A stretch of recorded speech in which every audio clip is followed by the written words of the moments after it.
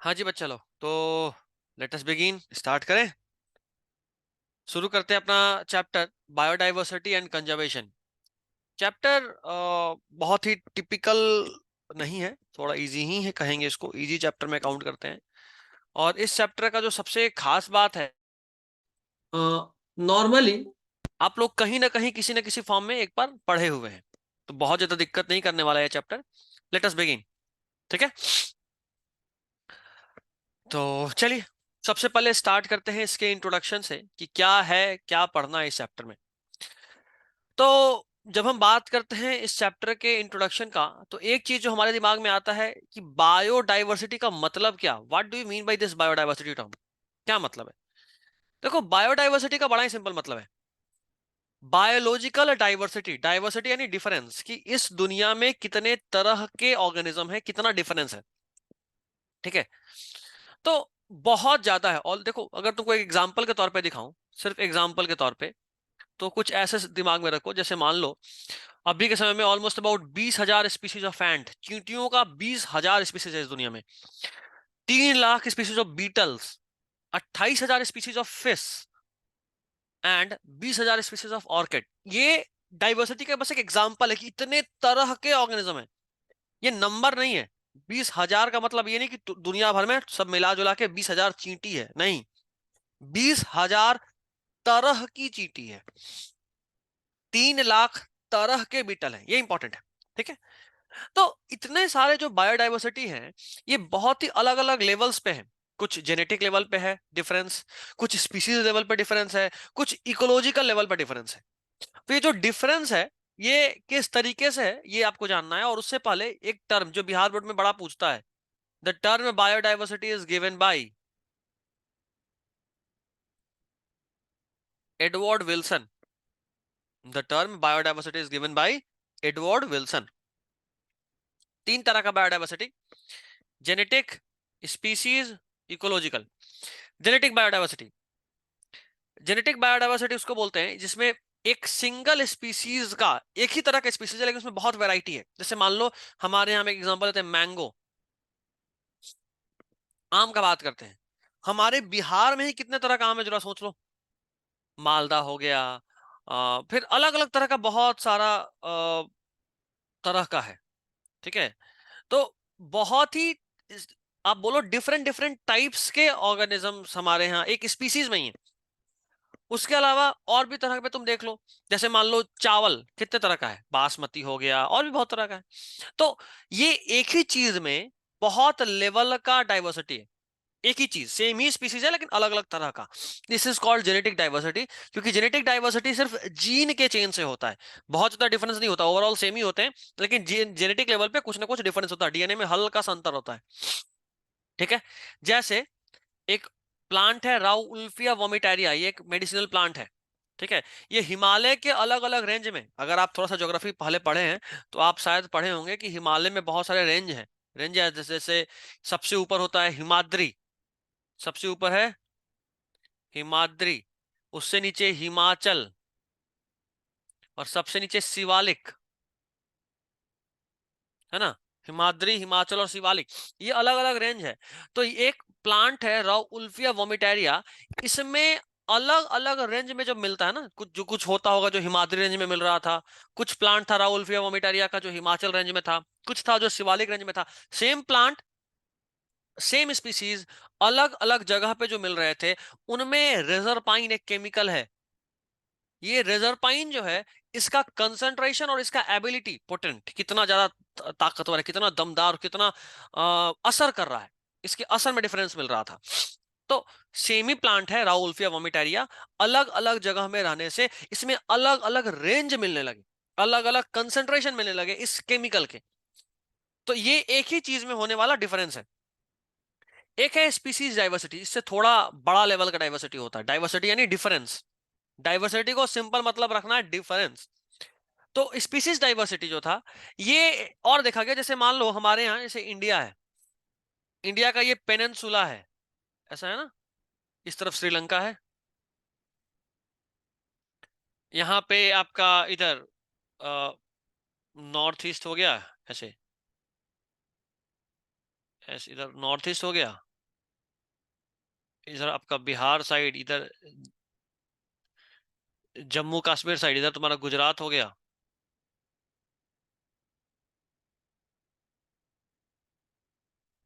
तो ये इधर आपका जम्मू कश्मीर, ऐसा। तो ये जो एरिया है ना पेनिनसुला वाला, ये एरिया, इसमें ईस्टर्न और वेस्टर्न घाट है। ये है ईस्टर्न घाट और इधर है Western Ghat. Western Ghat, peninsula, I guess तुमको पता होगा क्या होता है। पेनिनसुला एक ऐसा लैंड मास जो तीन तरफ से पानी से घिरा हो, जो चारों तरफ से घिरा होता है उसको आइलैंड बोलते हैं। एक ऐसा जमीन जो तीन तरफ से पानी से घिरा हो उसको पेनिनसुला बोलते हैं। ठीक है। तो ये जो हमारा पेनिनसुला का ईस्टर्न साइड और पेनिनसुला का western side, that is called eastern and western ghat. तो हम देखते हैं कि ईस्टर्न घाट पे ज्यादा एम्फीबियन है वेस्टर्न घाट के मुकाबले, जबकि दोनों तरफ समुद्र है, दोनों तरफ सेम क्लाइमेट है, फिर भी ये डिफरेंस है। दिस इज ये स्पीसीज लेवल का डाइवर्सिटी, स्पीसीज का अंतर है। This is what we call as species diversity. तो एक था जेनेटिक डाइवर्सिटी, दूसरा है स्पीसीज डाइवर्सिटी, और अपन तीसरे की तरफ बढ़ेंगे फिर इकोलॉजिकल डाइवर्सिटी। ये इकोसिस्टम लेवल पे होता है। जैसे इंडिया में देख लो कितने तरह का इकोसिस्टम है। हमारे यहाँ रेगिस्तान भी है ना, रेगिस्तान है ना। कौन सा डेजर्ट है, नाम कोई बताएगा? थार। हमारे यहाँ जो डेजर्ट है राजस्थान में उसका नाम है थार, थार डेजर्ट। हमारे यहाँ पहाड़ भी है, हिमालय। हमारे यहाँ समुद्र भी है, हमारे यहाँ प्लेन भी है, हमारे यहाँ प्लेट्यू भी है, हमारे यहाँ पहाड़ी भी है, बहुत तरह का। अच्छा, वेटलैंड, कहीं कहीं तो हमारे पास वो भी है, उसको क्या बोलते हैं, मार्सी एरिया जैसे सुंदरबन। तो हमारे यहाँ हर चीज है। इसको अपन बोलते हैं इकोलॉजिकल डाइवर्सिटी। तो इंडिया में almost about 50,000 genetically different strain of rice है, and almost about 1,000 variety of mango है, जिसका अपन एग्जांपल ये थे राइस और मैंगो। ये डाटा आपको याद होना चाहिए, पूछता है। ठीक। उसके बाद आपको जानना है थोड़ा सा कि इतने सारे तरह के जो डिफरेंस हैं, इतना वैरायटी इंडिया में ही क्यों, बाकी जगह क्यों नहीं? हर जगह होना चाहिए ना फिर तो, अगर ये इतना ही कॉमन बात है तो नहीं, ये इतना कॉमन बात नहीं है। अगर हम IUCN international union of conservation of nature and natural resources का बात करें, ये कहीं ना कहीं आगे फुल फॉर्म मिल जाएगा, इंपॉर्टेंट है। International union of conservation of nature and natural resources, IUCN। ठीक है। ये 2004 में बोला कि आज तक इस पूरे दुनिया में जितने भी तरह के प्लांट और एनिमल की स्पीसीज, तरह के प्लांट और एनिमल की स्पीसीज मिले हैं, उनका नंबर ऑलमोस्ट अबाउट 1.5 मिलियन से भी ज्यादा है, थोड़ा सा। इतने तरह के हैं। ठीक है।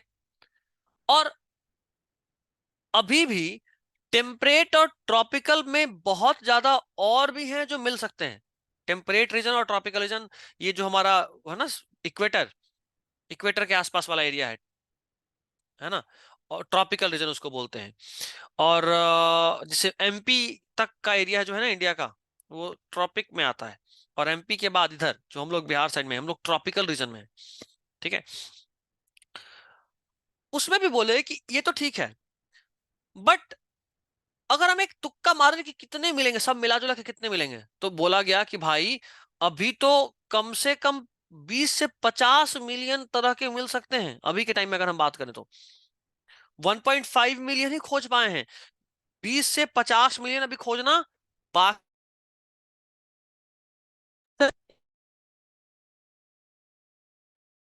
ठीक है। अब देखो, इसके बाद फिर से और बात उठा कि और क्या कैसे काम करता है। तो फिर बोला एक साइंटिस्ट रॉबर्ट मे, ये साइंटिस्ट थे, ये तो जो था वो तुक्का था।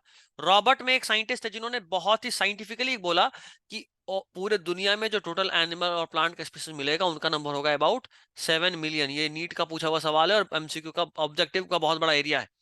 रॉबर्ट में बायोडाइवर्सिटी टर्म कौन दिया ये, और ये सब एग्जांपल्स, ये सब बड़ा पूछता है, MCQ का बहुत बड़ा एरिया है। ठीक है। उसके बाद और बात जब आगे बढ़ा तो बात के आगे बढ़ने के बाद बोला गया कि अभी तक जितने भी एनिमल ऑर्गेनिजम्स मिले हैं उनमें से अबाउट 70% एनिमल है, 70%, और बाकी सब जोड़ दें तो 22% है। ठीक है। और एनिमल में जो टोटल 70% थे, उनका भी 70% तो सिर्फ इंसेक्ट है। मतलब इस दुनिया में हर 10 में से 7 जानवर इंसेक्ट है। दुनिया भर में जितने भी जानवर हैं उन 10 में से 7 इंसेक्ट है। ठीक है, ये एक नंबर याद रखना है। और अगर हम फंगस यानी फफूंदी का बात करें, फंगस, तो नंबर ऑफ फंगल स्पीसीज को अगर हम बात करें तो it is almost more than combined total of fish, amphibian, reptile and mammal. Fungus का हम बात कर रहे हैं, फंगस का नंबर अकेला बाकी मछली, एम्फीबियन, रेप्टाइल और मैमल, हम लोग सबको जोड़ देना, उन सबसे ज्यादा अकेला तो फंगस ही है। ये भी पूछता है। ठीक है, बाकी अभी बहुत सारे चीजों पे इसमें अभी भी आप बोल सकते हो कि डिस्प्यूट है कि क्या तरीका होना चाहिए, कैसे काउंट करें, क्या सही है क्या गलत है, बहुत तरह का बात होता है। लेकिन उसके बाद भी एक चीज देखा गया कि इंडिया में, पूरे दुनिया में जितना भी जमीन है उसका सिर्फ और सिर्फ 2.4% इंडिया है। दुनिया भर में जितना भी जमीन है उसका 2.5% मान लो ऑन एन एवरेज इंडिया है। जबकि इस दुनिया में जितने जानवर, जितने तरह के जानवर रहते हैं उसका 8% इंडिया में है। तुम समझ रहे हो, 2.5% जमीन में दुनिया भर का 8% दुनिया भर का ऑर्गेनिज्म है। यानी इंडिया में बहुत ही ज्यादा तरह के ऑर्गेनिज्म है ना। तो इंडिया पूरे दुनिया का 12 मेगा डाइवर्सिटी वाले एरिया में आता है। मेगा डाइवर्सिटी यानी छोटे जगह पे बहुत ज्यादा डाइवर्सिटी। तुम सोच रहे हो 2 और 8, ऑलमोस्ट 4 गुना, जितना जमीन है एवरेज से 4 गुना ज्यादा। तो इंडिया 12 मेगा डाइवर्सिटी में एक है। और इंडिया में कम से कम 45,000 स्पीशीज ऑफ प्लांट और उसका दुगना यानी 90,000 स्पीशीज ऑफ एनिमल मिला है। ठीक है, अच्छा, अगर हम रॉबर्ट में इनका जो बात करें, रॉबर्ट में जो 7 मिलियन का एस्टिमेट बोले थे, तुक्का तुक्का नहीं, थोड़ा साइंटिफिक तुक्का, उस पे अगर चलें तो अभी इंडिया में कम से कम 1 लाख स्पीशीज ऑफ प्लांट और 3 lakh of species of animal अभी भी मिलना बचा है। 1 लाख स्पीशीज ऑफ प्लांट और 3 लाख स्पीशीज ऑफ एनिमल अभी मिलना बचा है, ये खास बात है। ठीक है, अब अगर हम पैटर्न ऑफ बायोडाइवर्सिटी में आए कि बायोडाइवर्सिटी हर तरफ सेम है क्या, नहीं, जैसा अभी हम बात कर रहे थे कि हर जगह सेम नहीं, अलग अलग है, अंतर है। हम देखते हैं कि जैसे जैसे हम इक्वेटर से पोल की तरफ मूव करते हैं ना, ये डाइवर्सिटी घटता जाता है। यानी जितना गर्म जगह, जहां जितना पानी, जहां जितना प्लांट, वहां उतना ज्यादा तरह का ऑर्गेनिज्म। ठीक है, क्यों, इसका भी अपन बात करेंगे कि ऐसा क्यों कहा कि भाई साहब यहाँ ज्यादा है, क्यों मिलते हैं ज्यादा, कोई तो खास बात होगा, उस पर बात करेंगे। खैर, इस पे एक एग्जाम्पल लिए, कोलंबिया, ये इक्वेटर के बहुत नजदीक है।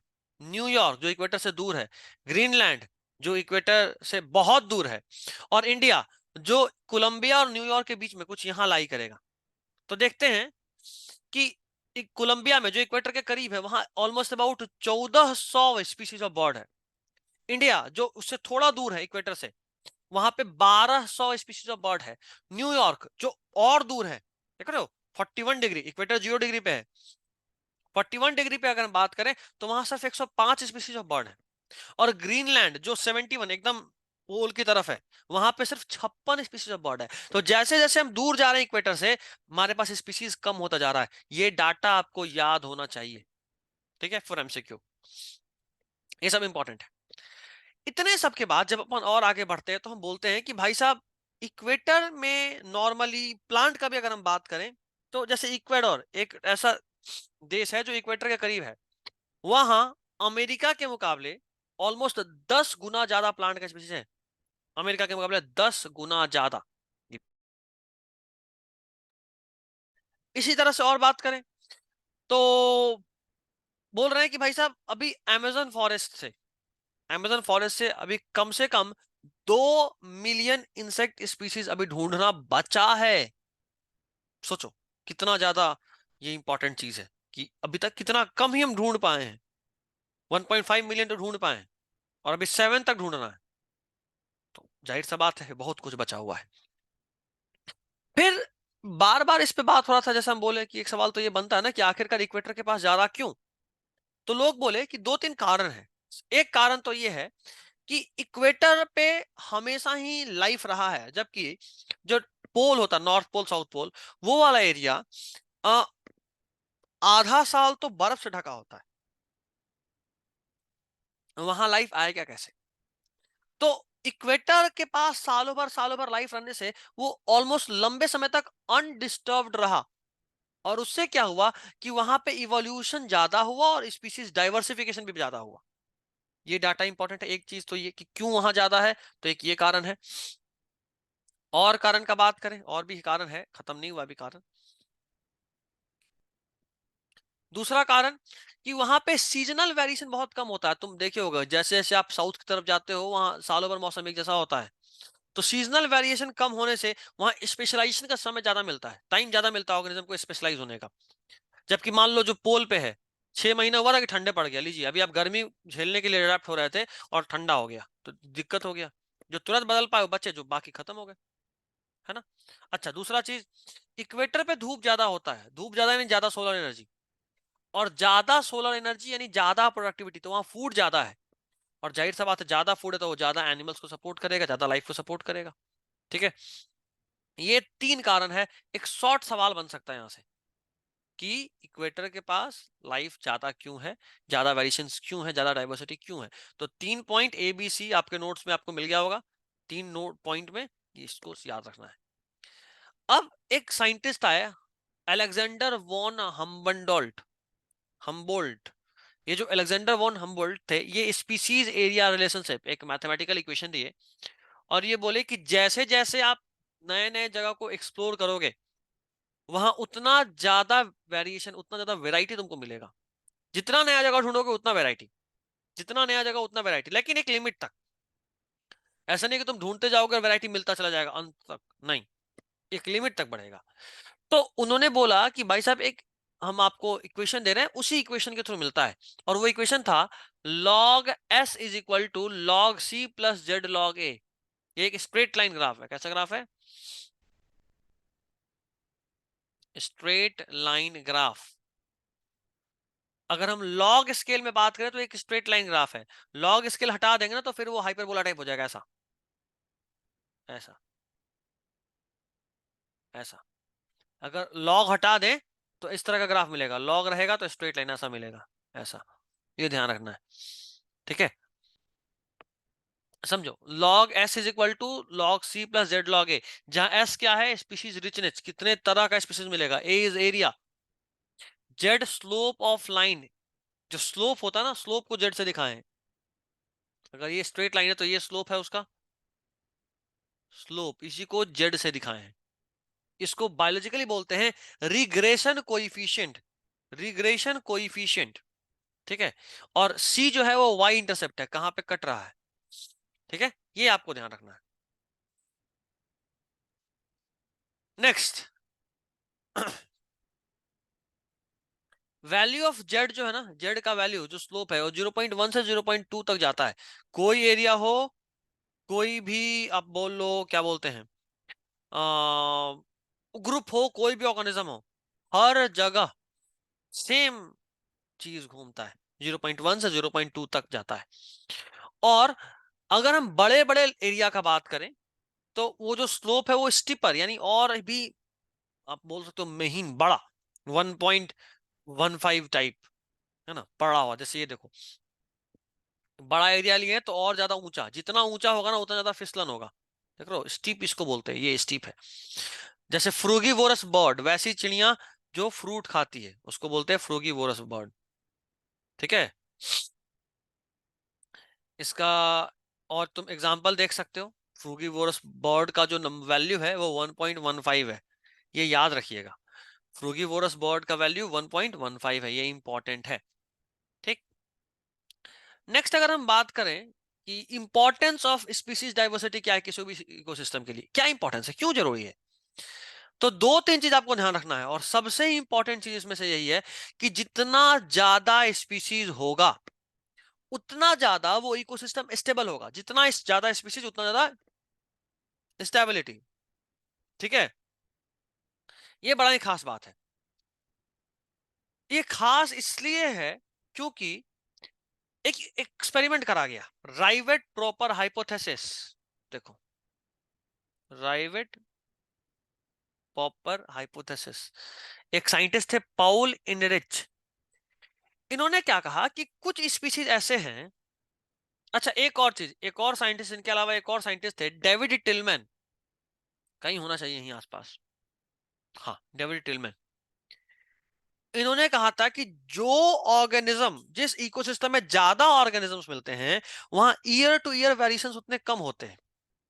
मतलब अगर ज्यादा ऑर्गेनिज्म है ना, तो इस साल का जो प्रोडक्टिविटी होगा, जैसे मान लो मेरे पास कोई एक खेत है जिसके आसपास जंगल है, तो जाहिर सी बात है वहां बहुत तरह के ऑर्गेनिजम्स हैं।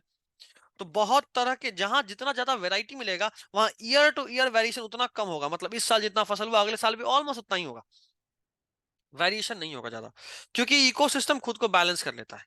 जितना ज्यादा ऑर्गेनिज्म उतना ज्यादा स्टेबल इकोसिस्टम, और जितना स्टेबल इकोसिस्टम वो उतना ज्यादा अच्छे से खुद को बैलेंस करेगा। अब इसको कैसे समझना है ये समझिए। एक साइंटिस्ट है पाउल एनरिच, जिन्होंने दिया था राइवेट प्रॉपर हाइपोथेसिस, राइवेट प्रॉपर हाइपोथेसिस। और ये राइवेट प्रॉपर हाइपोथेसिस क्या बोला? ये राइवेट प्रॉपर हाइपोथेसिस बोला कि भाई साहब, एक एग्जांपल लेते हैं। मान लीजिए कि कोई ग्रुप ऑफ ऑर्गेनिज्म है, ठीक है, और ये ग्रुप ऑफ ऑर्गेनिज्म एक खास काम कर रहा है, और वो खास काम ये है, जैसे मान लो एक इकोसिस्टम एक एयरप्लेन है। ध्यान रखना, वो एरोप्लेन नहीं बोले थे, वो एयरप्लेन ही बोले थे, तो एयरप्लेन ही दिमाग में रखेंगे। और जाहिर सा बात है बहुत सारे उसमें नट होंगे सीट में। जाहिर सी बात है ना, कोई भी मशीन बनाए तो नट तो लगा ही होगा टाइट करने के लिए। तो बोले कि मान लो कि ये एरोप्लेन एक, एरोप्लेन नहीं, एयरप्लेन, ये एयरप्लेन एक इकोसिस्टम है, और हर स्पीसीज एक नट है, राइवेट है। हर स्पीसीज एक नट राइवेट है।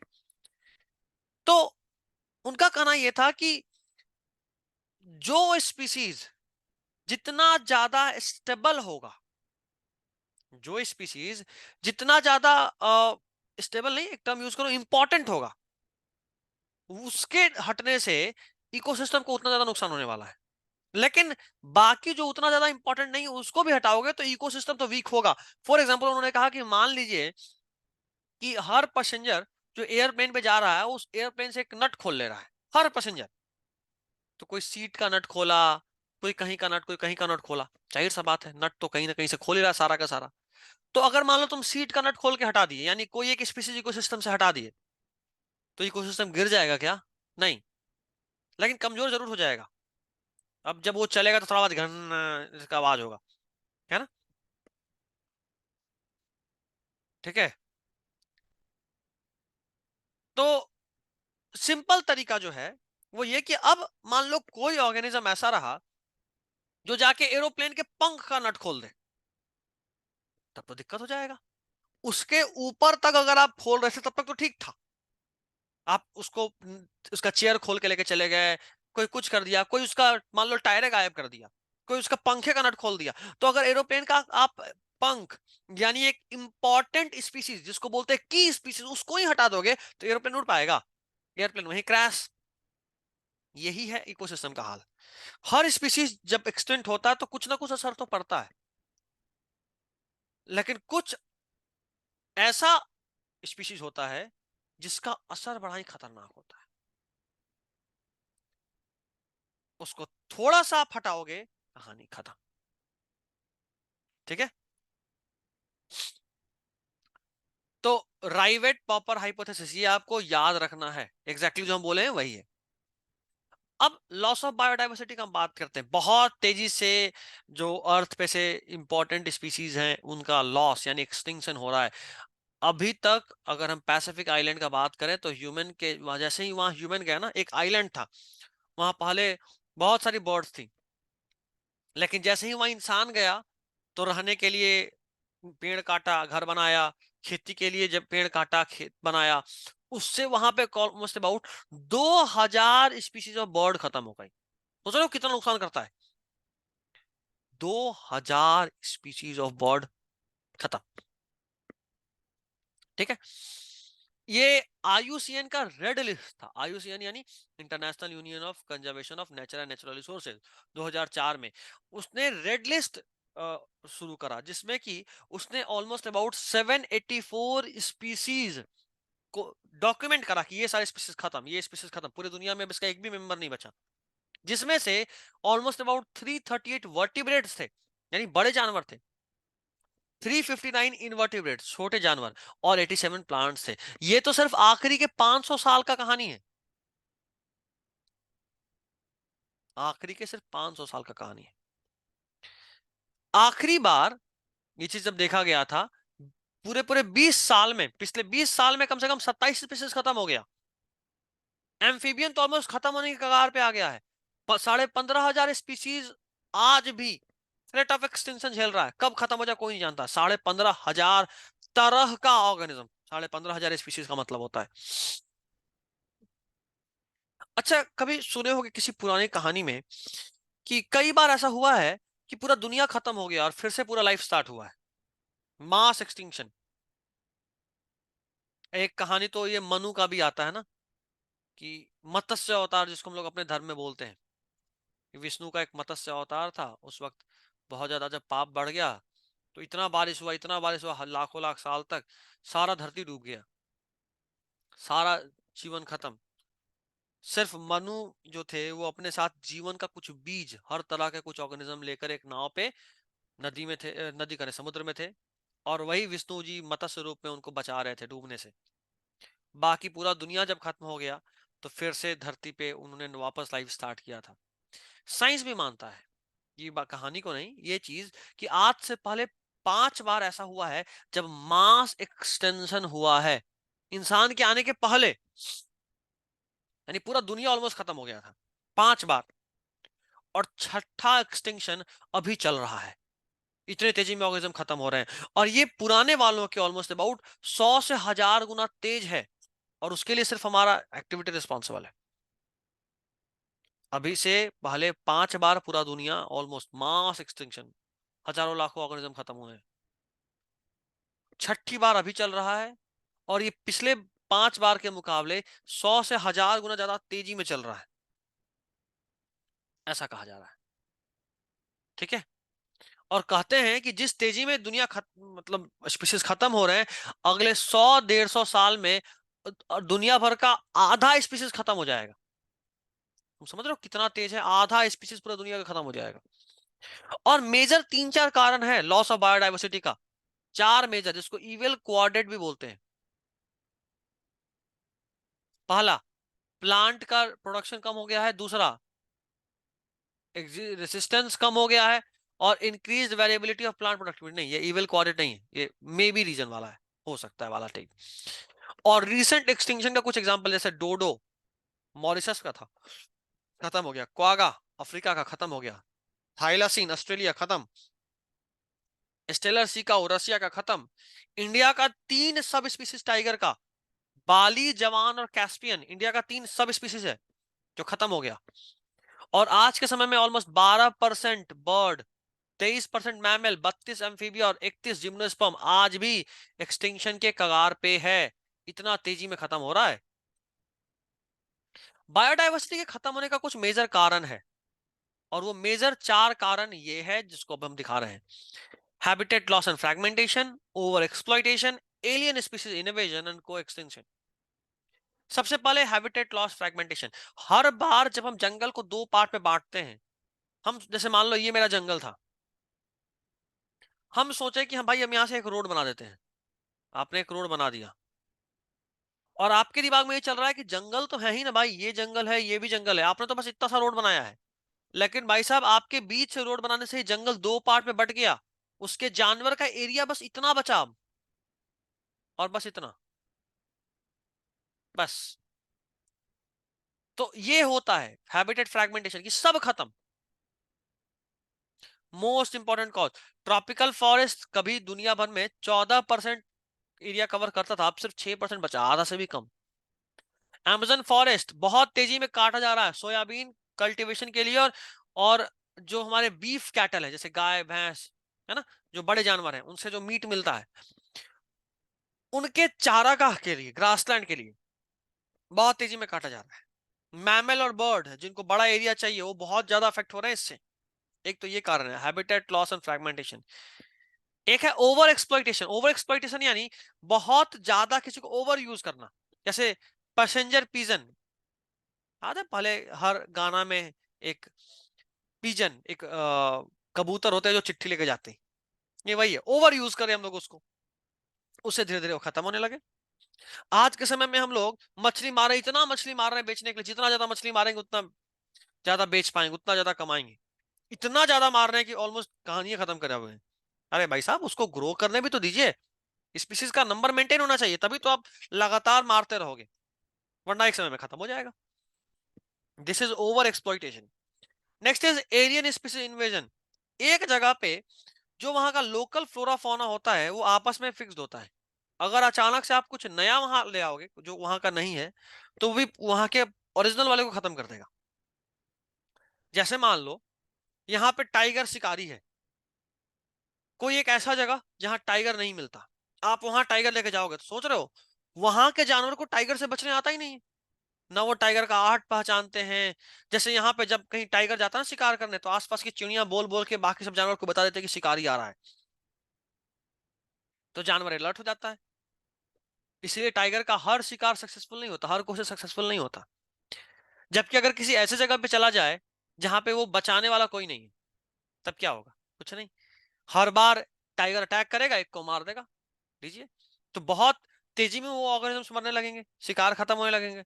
और एक बार जब सारा शिकार खत्म, तो शिकारी भी खत्म, क्योंकि खाना ही नहीं है। तो एग्जांपल है, जैसे एक नील पर्च, एक मछली थी, इसको लेक विक्टोरिया में लेके आया गया, बड़ा सुंदर दिखती थी। उससे क्या हुआ कि 200 स्पीसीज ऑफ किकेड फिश खत्म, क्योंकि ये सबको मार के खा गई और उनको बचना आता ही नहीं था। उसी तरह अफ्रीकन कैटफिश, इसको जब लाया ना, तो आज इंडोजिनस फिश के लिए बहुत बड़ा थ्रेट है, सबको खा जा रही है, खाना भी और छोटे को मार के भी खा रही है। उसी तरह कैरेट ग्रास पार्थेनियम इकॉर्निया, बताया था ना, ये इंडिया का नहीं है, इंडिया में आ गया तो इतने तेजी में फैल रहा है कि क्या ही कहना। कारण, उस प्लांट को खाने वाला कोई पेस्ट नहीं है। जैसे हमारे यहाँ मान लो घास उगता है, तो बकरी है ना जो उसको खाए। अब कोई एक ऐसा प्लांट आ जाए जिसको बकरी खाती नहीं हो, नया प्लांट किसी और कंट्री से, तो जाहिर सी बात, तो खाली फैलता ही जाएगा, उसको कोई कम करेगा नहीं। ये है एलियन स्पीसीज इन्वेजन। उसी तरह को एक्सटिंक्शन, कई बार दो तरह के ऑर्गेनिज्म आपस में लिंक्ड होते हैं, एक खत्म तो दूसरा भी खत्म। जैसे याद करो, एक एग्जांपल बताए थे, युक्का का और ऑर्किड का, बताए थे ना। एक वास्प है जो मेटिंग करता है प्लांट के साथ। अब तुम ऐसे समझो कि अगर वो प्लांट ही खत्म, या अगर वो वास्प खत्म, तो प्लांट भी खत्म, क्योंकि अब वो वास्प ही नहीं है, तो मेटिंग करने के बहाने उसका पॉलिनेशन कैसे होगा? तो प्लांट भी गया। जैसे मान लो डोडो गई, तो डोडो में क्या खास था ना, कि वो एक पेड़ के बीज को खाती थी, और उसका बीज जब डोडो के पेट से होकर गुजरता था ना, तो उसके डाइजेस्टिव जूसेस जो उस बीज पे एक्ट करते थे, और उन डाइजेस्टिव जूसेस के उस सीड पे एक्ट करने से उसका सीड कोट जो है ना वो पतला हो जाता था। अब जब ये सीड कोट पतला हो गया, तो जाहिर सा बात है अब अंदर से सीडलिंग, छोटा बेबी प्लांट निकल पाता था। लेकिन जब डोडो खत्म, तो उस बीज के सीड कोट को कोई पतला करने वाला बचा ही नहीं, तो धीरे धीरे वो प्लांट भी खत्म। यह है को एक्सटिंक्शन, कि एक प्लांट के खत्म होने से या एक ऑर्गेनिज्म के खत्म होने से दूसरा वाला ऑटोमेटिकली खत्म हो जाता है। This is what we call as को एक्सटिंक्शन। ठीक है, चलिए अब हमारा ये आखिरी पार्ट है, बायोडाइवर्सिटी कंजर्वेशन।